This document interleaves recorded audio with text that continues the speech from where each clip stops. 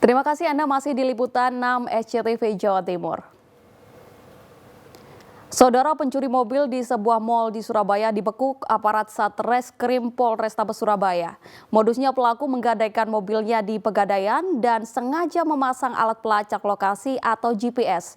Saat mobil diparkir di mal, pelaku mencurinya dengan kunci ganda. Tersangka UK, 34 tahun, warga Kabupaten Jombang, akhirnya diringkus oleh Satreskrim Polrestabes Surabaya. Pelaku mencuri mobilnya sendiri yang sudah digadaikan. Modusnya, pelaku menggadaikan mobilnya ke Pegadaian sebesar 30 juta rupiah. Namun UK sebelumnya sengaja memasang alat pelacak lokasi atau GPS pada kendaraannya itu. Saat mobil parkir di sebuah mal di Surabaya, pelaku kemudian mencurinya dengan kunci ganda. Meski tak dapat menunjukkan bukti parkir, pelaku ternyata bisa meyakinkan petugas parkir mal dan membawa kabur mobil. Setelah berjalan sekitar beberapa minggu, pelaku ini terus memantau keberadaan mobilnya di mana. Penerima gadai sehari-hari menggunakan untuk kegiatan sehari-hari. Kebetulan pada saat itu sedang berbelanja di salah satu mal di daerah selatan kota Surabaya. Pada saat penerima gadai ini melakukan parkir mobil dan mobil tersebut dalam keadaan diparkir, pelaku dengan kunci cadangan yang tidak diserahkan kepada penerima gadai, kemudian mendatangi mobil tersebut dan membawa mobil itu keluar dari parkiran mal yang ada di selatan kota Surabaya. Apa tujuan kamu? Setelah mobil sudah digadaikan, kamu sudah ada uang kan? Kenapa kok kamu ambil mobilnya lagi? Ingin saya taruh di rumah saja, Pak, untuk persiapan istri melahirkan. Jadi tujuan kamu menggadaikan itu emang sengaja untuk supaya dapat uang, tapi kamu tetap bisa miliki mobil kamu gitu? Iya, Pak. Iya. Siap, iya. Pelaku dijerat dengan pasal 363 KUHP tentang pencurian dengan pemberatan dengan ancaman 7 tahun penjara. Selamat Riyadi melaporkan dari Surabaya. Saudara, kemudahan dalam ujian praktik membuat masyarakat di berbagai daerah antusias mengurus surat izin mengemudi. Di Bondowoso, jumlah pemohon SIM membludak dan didominasi mereka yang sebelumnya gagal karena tak lulus saat ujian praktik.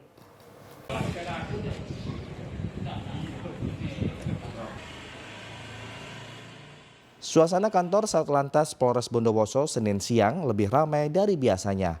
Di tengah kesibukan, petugas menyiapkan properti pendukung ujian praktik surat izin mengemudi. Antusiasme warga mengurus SIM ini karena adanya kemudahan dalam ujian praktik yang selama ini menjadi momok. Kemudahan tersebut diantaranya adalah mengganti lintasan angka 8 jadi lintasan huruf S, sehingga potensi pemohon lulus dalam ujian praktik akan lebih tinggi. Pemohon SIM saat ini sebagian besar adalah pemohon lama yang sudah beberapa kali gagal. Salah satunya adalah Zidan, warga Tenggarang, Bondowoso. Ia mengatakan sudah 5 kali tak lulus ujian praktik. Menurut saya ya alhamdulillah, karena jalur yang sekarang ini lebih di jalan raya itu lebih masuk akal. Kan nggak kira yang seperti jalur sebelumnya lebih susah gitu kan. Kan di jalan raya nggak mungkin angka 8 kayak gini kayak kira gitu, Pak. Terus ini harapannya gimana lulus hari ini? Harapan saya semoga saya hari ini bisa lulus. Tak hanya mengganti lintasan angka 8, kemudahan bagi para pemohon SIM juga berupa menambah lebar ukuran lintasan. Perubahan yang awal menggunakan ujian praktek letter 8 ya, sekarang dirubah menjadi letter S. Ini semua pastinya sudah ada pengkajian, sudah digodok sedemikian rupa untuk bisa membantu masyarakat dan lebih mudah untuk mendapatkan suatu SIM, khususnya SIM C. Kemudian bagaimana antusias pemohon mungkin? Untuk antusias dari pemohon SIM sendiri, dari pemohon SIM C sangat luar biasa. Untuk mengantisipasi antrian akibat membludaknya jumlah pemohon, Satlantas Polres Bondowoso memberlakukan sistem pendaftaran daring khusus untuk masyarakat yang mengurus perpanjangan SIM. Tommy Iskandar melaporkan dari Bondowoso. Kita beralih ke informasi lain, Saudara. Sebagai ungkapan rasa syukur serta melestarikan warisan budaya leluhur, warga desa Kelurahan Duku Pakis, Surabaya menggelar kirab budaya dan diakhiri berebut gunung sayur dan buah-buahan setinggi 2 meter. Ratusan warga Duku Pakis, Surabaya saling berebut gunungan hasil bumi. Pada acara bersih desa di halaman kantor Kelurahan Duku Pakis, Minggu siang. Meski terjadi kericuan, namun pihak panitia berhasil mengendalikan situasi dengan menenangkan warga. Ngambil apa tadi?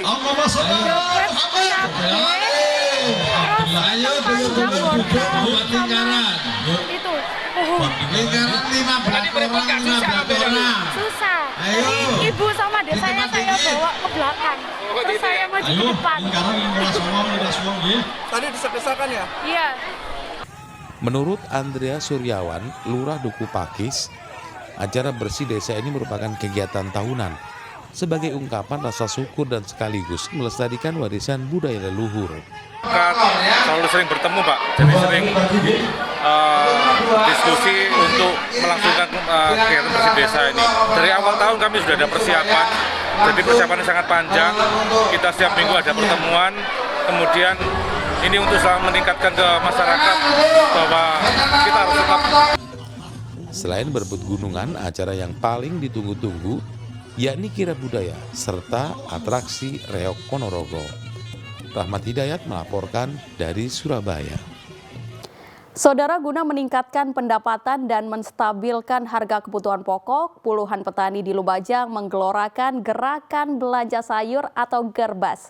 Dengan transaksi jual beli sayur langsung di lahan maupun kebun itu, harga yang didapatkan petani lebih baik daripada menjualnya lewat tengkulak. Warga memadati lapak dagangan para petani di Desa Kedungrejo, Kecamatan Rowo Kangkung, Lumajang. Mereka membeli sayur langsung dari kebunnya dalam kegiatan gerakan belanja sayur atau gerbas. Kali ini acara digelar 3 hari. Warga bisa membeli aneka hasil bumi, mulai sayuran hingga buah-buahan.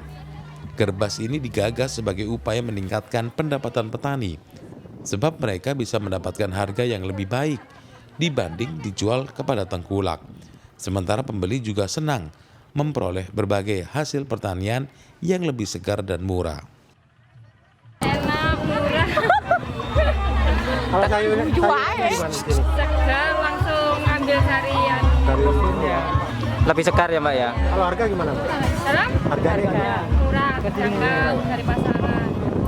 Bupati Lumajang Thorikul Haq yang berkunjung di lapak tersebut mengatakan akan menjadikan acara gerbas petani agenda agrowisata di wilayah Lumajang. Kan ini jadwalnya tidak sekedar soal menjadwal, tapi jadwalnya dengan tanamnya petani. Kemudian tanam petani kira-kira panennya kapan. Nah, begitu panennya kapan ya sudah itu jadwalnya ketika panen atau ketika buahnya sudah bisa dipanen.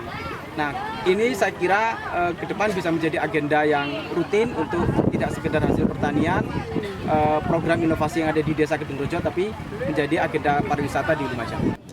Gerakan belanja sayur di tempat ini telah berjalan selama 5 tahun terakhir. Awalnya para petani mengeluhkan harga tomat yang anjlok di pasaran. Saat itu sejumlah petani membiarkan tomat membusuk di ladang, sebab biaya dan harga panen tak sepadan dengan harga jual di pasar. Hal itu memantik kreativitas petani untuk menjual langsung hasil bumi dari kebunnya saat musim panen tiba. Nur Salim melaporkan dari Lumajang.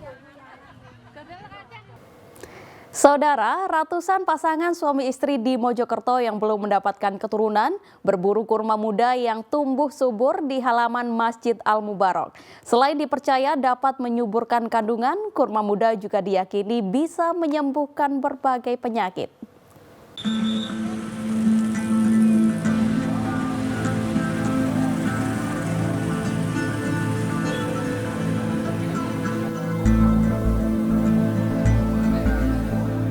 Ratusan pasang suami istri yang belum memiliki keturunan berburu kurma muda di Masjid Al-Mubarok, lingkungan Juritan, Kelurahan Prajurit Kulon, Kota Mojokerto. Tak hanya dari Mojokerto, pasutri juga datang dari berbagai wilayah di Jawa Timur seperti Jombang, Lamongan, Gresik, Sidoarjo, Surabaya, Malang, dan Magetan. Mereka rela datang sejak pagi dan antre untuk mendapatkan kurma muda dari pengurus Masjid Al-Mubarok. Selain dipercaya bisa menyuburkan kandungan, kurma muda tersebut juga diyakini bisa menyembuhkan berbagai penyakit.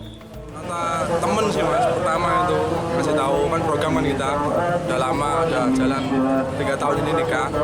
Tahun sebelumnya udah datang ke sini 2 kali, 3 kali ini ya kan berbuahnya setahun sekali mas. Kurma-kurma muda yang dibagikan dipetik langsung dari pohonnya yang tumbuh di halaman Masjid Al-Mubarok. Kurma ini hanya berbuah 1 kali dalam setahun. Takbir Masjid Al-Mubarok hanya bisa berdoa. Alhamdulillah biasanya itu malam hari diadakan sholat hajat. Mohon kepada Allah mudah-mudahan yang menginginkan itu dikabulkan oleh Allah. Jadi kurma ini sebagai pelantara saja. Tak hanya kurma muda, gagang buah yang kering juga banyak diminta masyarakat untuk dijadikan minuman. Dia Eko Purwoto melaporkan dari Mojokerto.